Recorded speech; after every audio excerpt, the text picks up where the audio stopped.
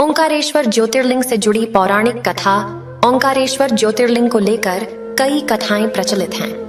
एक कथा के अनुसार एक बार नारद ऋषि विंध्य पर्वत पहुंचे। विंध्य पर्वत अपनी अभिमान से भरी बातें नारद को सुनाने लगा। तभी नारद ने विंध्याचल को बताया कि तुम्हारे पास सब कुछ है, किंतु मेरू पर्वत तुमसे बहुत ऊंचा है।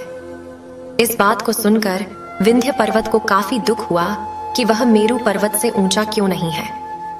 वह भगवान शंकर जी की शरण में चला गया। उस स्थान पर पहुंचकर उसने प्रसन्नता और प्रेम पूर्वक मिट्टी की शिवलिंग की स्थापना की और 6 महीने तक लगातार उसके पूजन में तन्मय रहा। उसकी कठोर तपस्या को देखकर भगवान शंकर उससे प्रसन्न हो गए। उन्होंने विंध्य को अपना दिव्य स्वरूप दिखाया, जिसके दर्शन बड़े बड़े योगियों के लिए भी अत्यंत दुर्लभ होता है।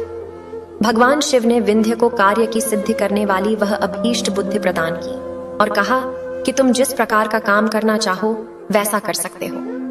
भगवान शिव ने जब विंध्य को उत्तम वर दे दिया, उसी समय देवगण तथा शुद्ध बुद्धि और निर्मल चित्त वाले कुछ ऋषिगण भी वहां आ गए। उन्होंने भी भगवान शंकर जी की विधिवत पूजा की और उनकी स्तुति करने के बाद उनसे कहा, प्रभु, आप हमेशा के लिए यहाँ स्थिर होकर निवास करें।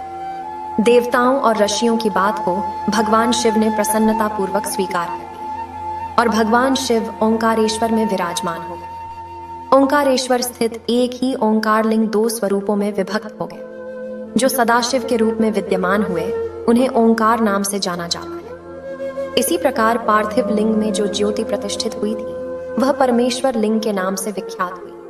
परमेश्वर लिंग को ही अमलेश्वर भी कहा जाता है। भगवान शिव ने विंध्य पर्वत को बढ़ने का वरदान दिया, लेकिन विंध्य शिव के भक्तों के लिए एक समस्या कभी नहीं होगा, यह एक वादा ले। लेकिन विंध्य ने भगवान शिव द्वारा दिए गए वरदान का दुरुपयोग करते हुए अपनी ऊंचाई को बढ़ाना प्रारंभ कर दिया। इसके कारण सूर्य और चंद्रमा के प्रकाश को पृथ्वी पर पहुंचने में बाधा होने लगी। इससे परेशान होकर सभी देवता मदद के लिए ऋषि अगस्त्य के पास गए। ऋषि अगस्त्य विंध्य के गुरु थे। देवताओं की बात सुनकर अगस्त्य अपनी पत्नी के साथ विंध्य पर्वत पर आए और उन्होंने विंध्य से कहा कि वे तीर्थ के लिए दक्षिण की यात्रा करना चाहते हैं, इसलिए वह अपनी ऊंचाई कम करे। उन्होंने विंध्य से यह भी कहा कि जब तक वे वापस ना आए तब तक वह अपनी ऊंचाई ना बढ़ाए। वे कभी नहीं लौटे और विंध्य आज भी उतना ही है जितना उन्हें छोड़कर ऋषि और उनकी पत्नी गए।